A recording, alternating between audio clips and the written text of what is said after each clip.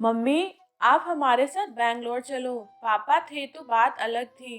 अब आप अकेली यहाँ गांव में कैसे रहेंगी? बेटे अनिल ने कहा तो मैं असमंजस में पड़ गई। हार्ट अटैक से हुई इनकी अचानक मौत से मैं अपने आप को लाख कोशिश के बाद भी संभाल नहीं पा रही थी। 12 दिन हो जाने से सभी मेहमान चले गए थे। बेटा अनिल और बहू अनीता दोनों ही इंजीनियर हैं। मेरी सहेलियों ने मुझसे कहा कि बेटे बहू के पास रहने नहीं जाना, क्योंकि कमाने वाली बहू को बुजुर्ग सास बिल्कुल अच्छी नहीं लगेगी। उसकी आजादी में तुम्हारे जाने से खलल पड़ेगी। वो तुम्हें ताने मार मार कर तुम्हारा जीना हराम कर देगी। वैसे भी भाई साहब ने जीते जी ही पूरी संपत्ति बेटे के नाम कर दी थी। ऐसे में तो पूरी संभावना है कि बेटा बहू यहाँ का मकान बेचकर माल तो सब ले लेंगे और तुम्हें पाई पाई के लिए तरसा देंगे। लेकिन बेटे बहू के साथ जाना मेरी मजबूरी भी थी। 60 की उम्र में अपने घुटने के दर्द के कारण मैं अपनी किराना दुकान चलाने में असमर्थ थी। 12 दिन के कार्यक्रम का पूरा खर्चा बेटे ने ही किया, लेकिन छोटे मोटे खर्च के लिए बेटे के आगे हाथ फैलाना मुझे ठीक नहीं लगा।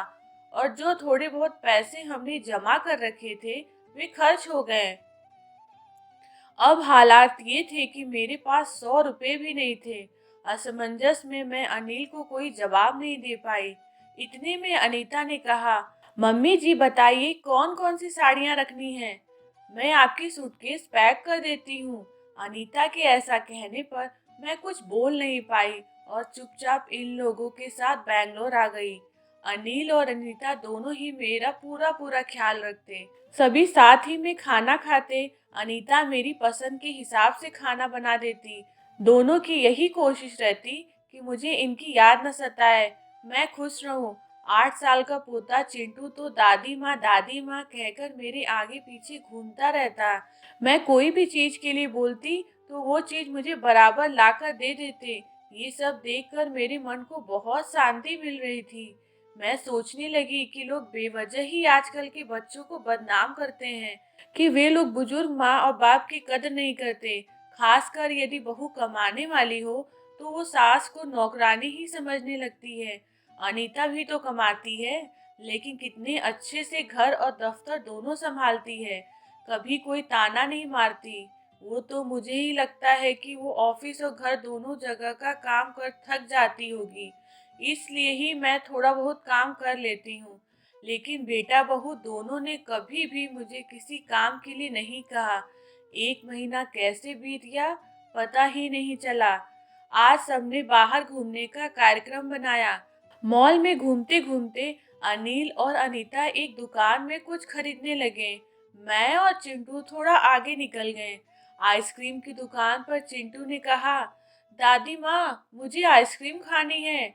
मेरे ऊपर तो मानो बिजली गिर गई, क्योंकि मेरे पास तो पैसे थे ही नहीं। इतने दिनों में पैसे की कोई जरूरत भी महसूस नहीं हुई थी। अब क्या करूं? मेरा उतरा हुआ चेहरा देखकर चिंटू ने फिर कहा, दादी माँ प्लीज ले लीजिए ना। सॉरी बेटा, मैं अपना पर्स घर में ही भूल गई। मेरे ऐसा कहने पर चिंटू ने मेरी तरफ कुछ अजीब नजरों से देखा। उसे लगा कि आइसक्रीम न दिलाना पड़े, इसलिए मैं बहाना मारी हूँ। लेकिन मैं कर भी क्या सकती थी? मुझे अपनी बेबसी पर रोना आने लगा। मैं कैसी दादी हूँ कि अपने पोते को आइसक्रीम भी नहीं खिला सकती। इनके जाने के बाद पहली बार मैं अपने आप को बहुत ही असहाय महसूस कर रही थी। हमने बाहर डिनर किया। अनीता ने मेरे पसंद की काजू करी ऑर्डर की थी, लेकिन मुझे उसमें भी स्वाद नहीं आ रहा था।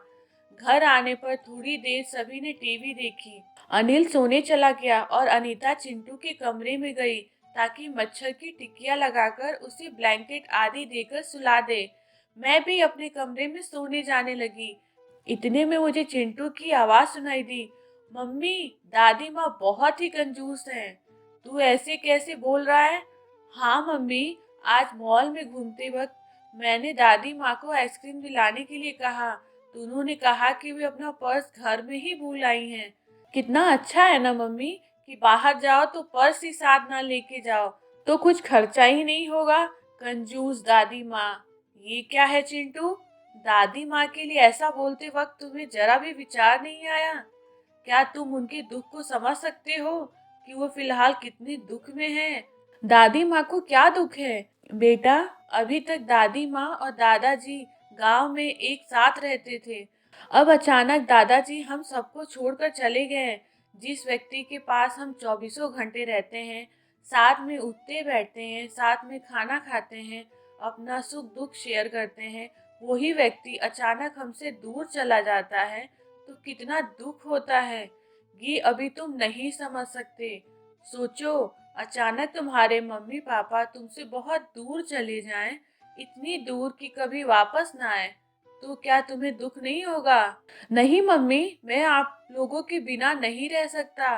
बेटा, फिर सोचो, दादी माँ दादाजी के बिना कैसे रह रही होंगी। ऐसी स्थिति में यदि वो अपना पर्स घर में भूल गई तो तुमने उन्हें कंजूस कह दिया। तुम्हें तुम्हारे प्रति उनका प्यार नहीं दिखा। जब भी तुम्हें स्कूल से आने में 5-10 मिनट की भी देरी हो जाती है तो वो लगातार बालकनी में खड़े होकर तुम्हारा रास्ता देखती रहती हैं। उस दिन उनके घुटने में बहुत दर्द होने के बावजूद तुम्हारे कहने पर उन्होंने तुम्हारी मनपसंद मेथी मटर मलाई बनाई थी। इसलिए बेटा, किसी के लिए कोई भी राय बनाने से पहले उस व्यक्ति के दृष्टिकोण में भी सोचना चाहिए। सॉरी मम्मी, ये वार्तालाप सुनकर मुझे अपनी बहू पर बहुत गर्व हुआ। उसकी जगह यदि मैं होती तो शायद मैं भी अपने बेटे को इतने अच्छे से नहीं समझा पाती। सुबह अनिल ऑफिस चला गया और चिंटू स्कूल। अनीता ऑफिस जाते जाते मेरे हाथ में कुछ रुपए देने लगी। ये क्यों बहू? मुझे पैसे का क्या काम है? मम्मी जी, इंसान को पैसे का कब काम पड़ जाए कह नहीं सकते। आप मंदिर जाती हैं, कभी दक्षिणा चढ़ा दीजिए, कभी चिंटू के कोई चीज के लिए जिद करने पर उसे वो चीज लेकर दे दीजिए। लेकिन बहू, मम्मी जी, यदि यह पैसे अनिल आपको देता तो क्या आप मना करती? नहीं ना, आपकी बहू भी कमाती है, तो फिर आप अपनी बहू से पैसे क्यों नहीं ले सकती? अनीता की बातें सुनकर खुशी के मारे मेरी आंखों में पानी आ गया। जो बात मेरा बेटा भी ना समझ सका, वो बात मेरी बहू ने समझ ली थी। मैं ईश्वर से प्रार्थना करने लगी कि मेरी जैसी बहू वो सबको दे। लोग बेवजह ही कुछ कमाने वाली बहुओं के दुर्व्यवहार को देखकर सभी कमाने वाली बहुओं पर लांछन लगाते हैं कि वे तुनक मिजाज और घमंडी होती हैं। सास ससुर उनको बिल्कुल अच्छे नहीं लगते आदि। कुछ बहुएं अनीता जैसी समझदार, सुलझे विचारों वाली, बड़ों का सम्मान करने वाली भी होती हैं। आज अनीता ने कमाने वाली बहू के बारे में मेरी आंखों पर पड़ा पर्दा हटा दिया था। धन्यवाद।